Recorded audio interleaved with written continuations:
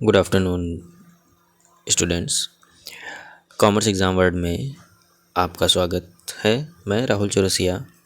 TGT और PGT की जो आगामी भर्ती आई हुई है माध्यमिक बोर्ड की तरफ से, उसके लिए मैं प्रैक्टिस सेट लेकर आया हूँ। आज के प्रैक्टिस सेट में 20 क्वेश्चन हैं और जैसे जैसे परीक्षा नज़दीक आएगी मैं प्रैक्टिस सेट और प्रश्न की संख्या को बढ़ाऊँगा। आप सभी का सहयोग बना रहेगा। अगर आप चैनल पर नए हैं तो चैनल को सब्सक्राइब कर लीजिए और वीडियो को ज़्यादा से ज़्यादा शेयर करिएगा ताकि अधिक से अधिक स्टूडेंट्स को मदद हो। ठीक है, तो चलिए हम प्रैक्टिस सेट शुरू करते हैं। पहला क्वेश्चन है, लेखांकन को वैज्ञानिक रूप में कहा जाता है। तो लेखांकन को वैज्ञानिक रूप में कहा जाता है तो वो है दोहरा लेखा प्रणाली। जो दोहरा लेखा प्रणाली होती है वो हमारी वैज्ञानिक रूप में होती है और इसे सबसे अच्छा माना जाता है। ठीक है, चलिए अगले क्वेश्चन पे हम जाते हैं। अगला क्वेश्चन है, रोजनामचा का प्रयोग क्यों किया जाता है। तो रोजनामचा का जो प्रयोग है वो लेन देनों का वर्गीकरण करने के लिए, कार्यों का विभाजन करने के लिए, समस्त लेन देनों का एक रूप ब्यौरा देने के लिए, त्रुटियां समाप्त करने के लिए।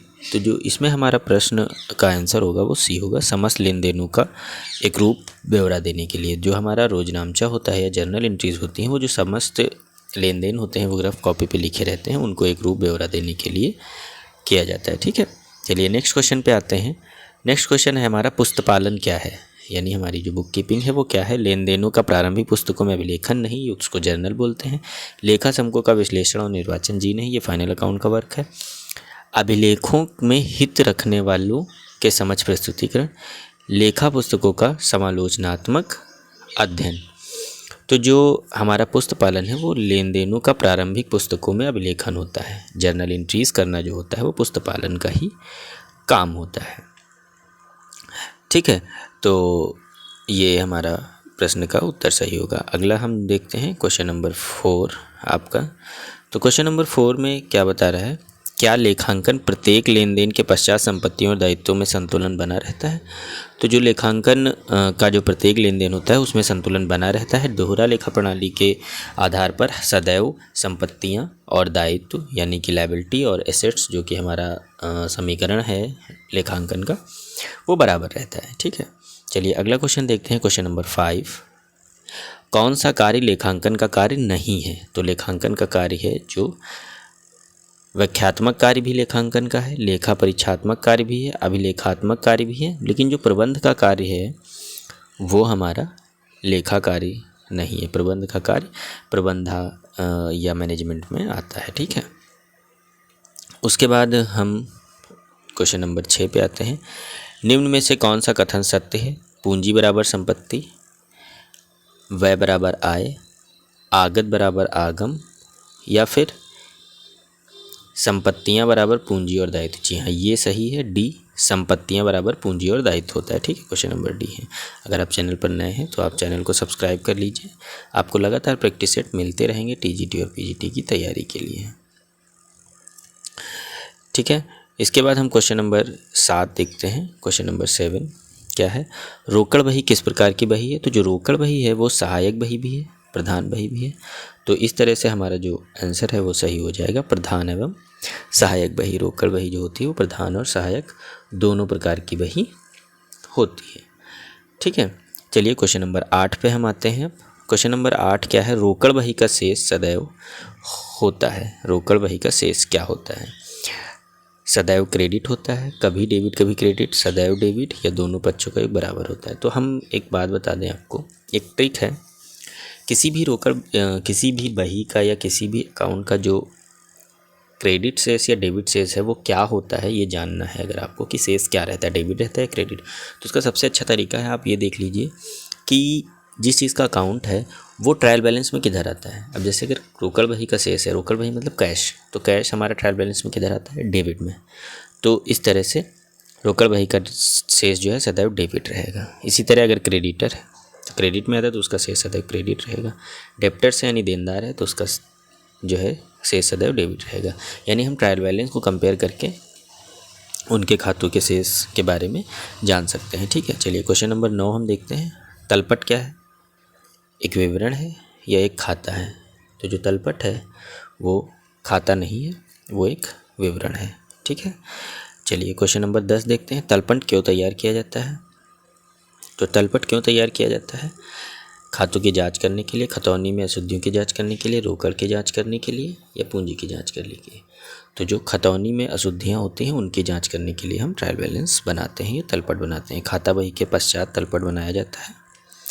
उसके बाद हम आते हैं तलपट किस पुस्तक से तैयार किए जाते हैं। तो तलपट रोकड़ बही से नहीं तैयार होता है, जर्नल से भी नहीं तैयार होता है, क्रय और विक्रय पुस्तक से भी नहीं, बल्कि खाता बही से तैयार होता है।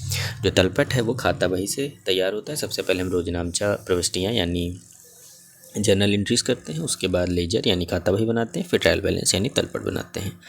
क्वेश्चन नंबर 12 पर आएंगे हम। तलपट में केवल निम्न खातों के शेष लिखे जाते हैं: व्यक्तिगत एवं वास्तविक, केवल अवास्तविक, वास्तविक एवं अवास्तविक, या सभी। तो मैं आपको बता दूं, तलपट में व्यक्तिगत और वास्तविक खातों के शेष भी लिखे जाते हैं, नाम मात्र खातों के भी शेष लिखे जाते हैं। लेकिन अगर इसमें ऑप्शन में नाम मात्र नहीं लेकिन व्यक्तिगत और वास्तविक खाते हैं तो उसका प्रश्न का सही उत्तर ए हो जाएगा 12 का। ठीक है, चलिए क्वेश्चन नंबर 13 पर हम आते हैं। तलपट किन अशुद्धियों की जांच में सहायता करता है? तो हम ये देखेंगे तलपट किन अशुद्धियों की जांच की सहायता करता है। सैद्धांतिक अशुद्धि, भूल की अशुद्धि, सभी, या लिपिकीय अशुद्धि। तो जो तलपट होता है वो लिपिकीय अशुद्धि, अगर हम लिखने में गलत कर देते हैं तो तलपट मैच नहीं करता है। तलपट से लिपिकीय अशुद्धियों का जो है आपकी पहचान हो जाती है, जांच कर लेते हैं। ठीक है, चलिए अगले क्वेश्चन पर आते हैं। क्वेश्चन नंबर 14, कौन सा कथन सत्य है? तो अब हम देखेंगे कि इसमें कौन सा कथन सत्य है। लेखांकन व पुस्तपालन विपरीत क्रियाएं हैं।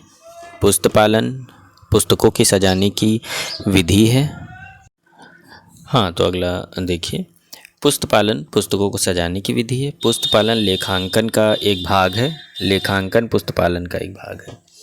तो अगर इस तरह से देखें तो पुस्तपालन लेखांकन का एक भाग है। जो पुस्तपालन होता है वो लेखांकन का भाग है। ठीक है, विपरीत क्रियाएं हो नहीं सकती, सजाना सिर्फ हो नहीं सकता, और लेखांकन पुस्तपालन का भाग है नहीं, पुस्तपालन जो है वो लेखांकन का भाग है। अकाउंटिंग में ही पुस्तपालन आता है।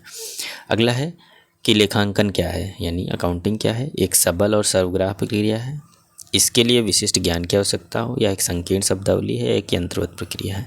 तो इसके लिए एक विशिष्ट ज्ञान की आवश्यकता होती है। आप अकाउंटिंग तभी कर सकते हैं जब आपके पास एक विशिष्ट ज्ञान है, उनके सिद्धांतों और उनकी जो खातों की नियम है, नियमावली है, उनका ज्ञान होना आवश्यक है। क्वेश्चन नंबर 16 पर आएंगे। लेखांकन की क्या क्रम विधि है? क्रम विधि का मतलब है, देखिए, सबसे पहले हम प्रारंभिक लेखा करते हैं यानी जनरल एंट्रीज, फिर वर्गीकरण। वर्गीकरण का मतलब आप कह सकते हैं कि उनको वर्गीकरण किया जाता है। उसके बाद सारांश बनाते हैं। सारांश का मतलब होता है खाता बही, अलग अलग खाते बनाते हैं, फिर अंतिम खाते बनाते हैं। तो यानी ये सीक्वेंस जो है वो सही दिया हुआ है। तो आपका ऑप्शन ए सही हो जाएगा, 1 2 3 4। ठीक है, क्वेश्चन नंबर 17 पर आते हैं। निम्न में कौन सा कथन सही है? लेखांकन व्यवसाय का आधार है, व्यवसाय की भाषा है, लेखांकन कला और विज्ञान है, लेखांकन व्यवसाय के लिए आवश्यक नहीं है। इसमें जो ये 2 ऑप्शन है ये दोनों सही हो सकते हैं अगर ऑप्शन जैसे दिया है। लेखांकन को विज्ञान और कला भी कहा जाता है। लेखांकन लेकिन व्यवसाय का आधार है। अगर लेखांकन नहीं करेंगे तो व्यवसाय सही आपका आधार नहीं बताएगा। ठीक है, तो जो लेखांकन है वो व्यवसाय का आधार है। उसके बाद हम अगला क्वेश्चन देखते हैं। क्वेश्चन नंबर 18, सही कथन हमें बताना है।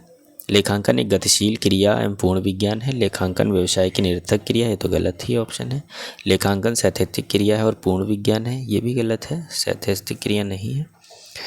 लेखांकन गतिशील क्रिया एवं सामाजिक विज्ञान है। सामाजिक विज्ञान हम इसे नहीं कह सकते, लेकिन जो लेखांकन आपका गतिशील क्रिया एवं सामाजिक विज्ञान का रूप ले रहा है, जी हाँ, ये सही होगा। लेखांकन जो है वो गतिशील क्रिया है और सामाजिक विज्ञान का रूप ले रहा है, यानी समाज में सभी लोग इसे प्रयोग कर रहे हैं। ठीक है, अब क्वेश्चन नंबर 20 पर हम आएंगे। क्वेश्चन नंबर 19 पर हम आएंगे। लेखांकन एक बौद्धिक क्रिया है क्योंकि इसमें बुद्धि और चातुर्य की आवश्यकता होती है। विभिन्न समस्याओं के समाधान के लिए विशिष्टता अर्जित की जाती है। यह व्यवसाय के लिए आवश्यक नहीं है, बौद्धिक क्रिया नहीं है। ये दोनों ऑप्शन तो हो ही नहीं सकते, तो क्वेश्चन नंबर का आंसर बी सही होगा 19 का। ठीक है, इसके बाद हम आते हैं क्वेश्चन नंबर 20 पर। लेखापाल का सामाजिक उत्तरदायित्व क्या है? तो जो लेखापाल होता है यानी अकाउंटेंट होता है, उसका सामाजिक उत्तरदायित्व क्या है? कर्मचारियों का शोषण करना, ये नहीं हो सकता। स्वामी के लिए अधिक लाभार्जन, ये भी नहीं हो सकता। समाज के गरीब लोगों के हित में काम करना, ठीक है, समाज के गरीब लोगों के हित में काम करना है, लेकिन जो मेन उसका उत्तरदायित्व होगा वो सभी पक्षकारों को आवश्यक सूचना उपलब्ध कराना होगा। ठीक है, तो ये आज का जो प्रैक्टिस सेट है वो यहीं समाप्त होता है। क्वेश्चन नंबर 20 तक मैंने कराया है और इसी क्रम में अभी दोहरा लेखा प्रणाली के अन्य क्वेश्चन और हैं। लगभग 3 प्रैक्टिस सेट होंगे दोहरा लेखा प्रणाली के, और हम चैप्टर वाइज एक एक टॉपिक वाइज प्रैक्टिस सेट लाएंगे। आप चैनल पर बने रहिए, वीडियो को शेयर करिए, चैनल को शेयर करिए, अधिक से अधिक लोग जुड़िए और क्वेश्चन की संख्या भी बढ़ेगी, आपका सहयोग बना रहेगा। चलिए, धन्यवाद।